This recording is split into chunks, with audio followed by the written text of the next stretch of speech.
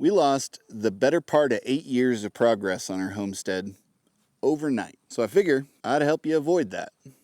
So let's talk about it. I've said in other videos that I think that the most valuable, scarce commodity that you have is time.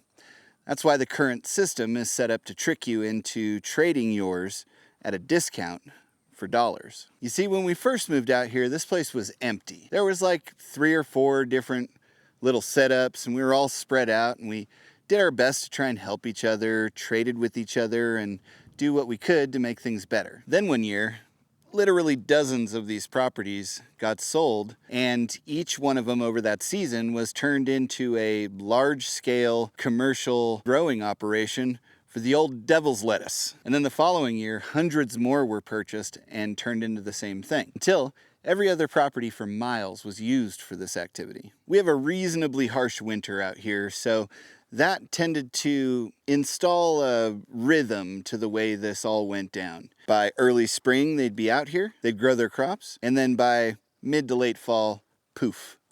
It was a ghost town. This rhythm became very predictable, and that's when their absence brought the thieves in. As soon as winter would set in, like clockwork, they would come and absolutely ransack the empty properties. They'd make a terrible mess. They'd go in and steal water tanks and pumps and generators, travel trailers, anything the growers left that the thieves could turn around, sell, and make a quick buck on. Now, I never worried about it too much because it was pretty obvious we were here.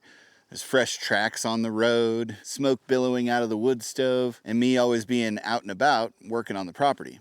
Until one day, I'm working on an order of knives in my shop, the window of which looks right down my road. And I see an older body style crew cab pickup truck full of dudes wandering up the drive. They got about halfway up the driveway, close enough that I could see the driver's sunken eyes and pockmarked complexion, which told me everything I needed to know about these gentlemen. I picked up an unsharpened kukri I had been working on in one hand, and I grabbed a shovel in the other, and I took off running at them. And after my first couple of steps, I thought to myself, what are you gonna do? There are 4 obviously chemically enhanced individuals in that truck, and they're here to take your stuff. But then I remembered a wrestling match I had had with one of my brothers at a Mother's Day barbecue that we went to in our 20s. Now, my brother is a big, strong, tough guy. But on that day, he fell victim to a move that everyone who witnessed it lovingly refers to, even to this day, as the orangutan. So I figured I'd give that a try. I threw my arms up over my head, waving them back and forth, dual-wielding post-apocalyptic weaponry, and made a beeline for the truck. As all 6'3", 250 pounds of me lumbered down the driveway, somehow managing to stay upright, that pickup driver threw that thing into reverse and hightailed it out of here like Tow Mater from the movie Cars. I had successfully defended my property and kept my family safe from these vicious marauders in an effective, albeit unconventional way. I figured that hazy tales of the great white yeti that protected them there hills would get spread around the thief community. And I figured I was right, because after that day, I saw neither hide nor hair of them ever again. After all, thieves are cowards, and they're opportunistic. And now they knew for sure that we were there, and that I was willing to protect the property. Now, a few years go by, and we were struggling, so I decided to take on a job in the city. I would commute 12 hours away, 3 weeks on, 1 week off. And when that got to be unbearable, I rented a house down there, and I brought Carrie and the kids down to live there. We ended up staying there for 2 years.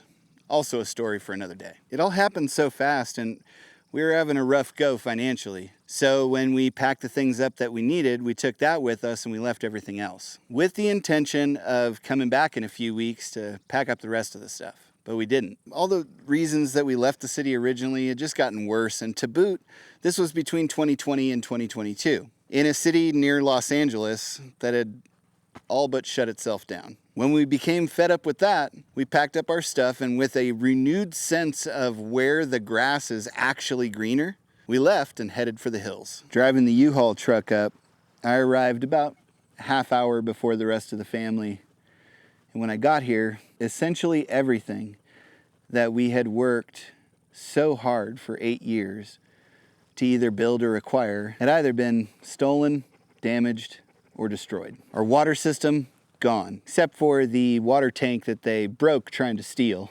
All of my tools gone. The house broken into by way of kicking in windows and doors, completely gutted and then left open to the elements. When I walked in the front door, there was a full-on snowdrift in the front room, which damaged the floor. Even the 40-foot 4-slide-out nice fifth wheel that Carrie's mom had been making payments on and was planning on retiring in was gone.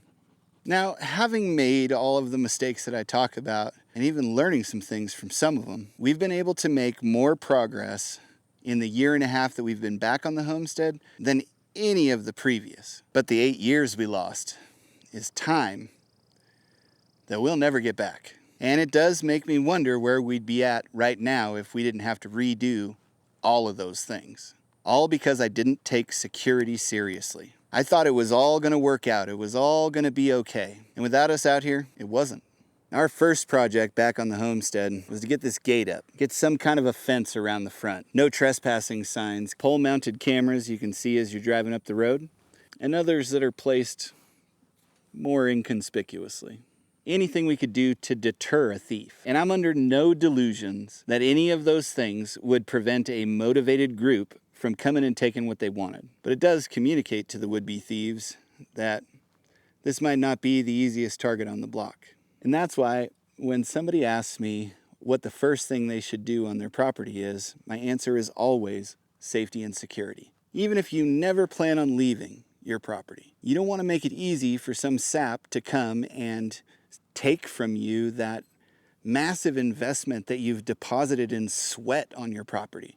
And that most scarce, valuable commodity you have, time. Because you can make more money. And even if you recover your stuff, that time, you can never get back. In the next video, we'll talk about safety. Those two things really go hand in hand and should be done at the same time. So I'll see you then.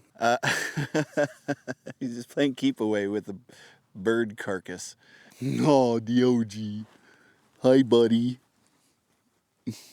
Da, da, da, da, da. A squirrel. Squirrel! Merlin decided to dive headfirst into a pile of branches. And now he's stuck.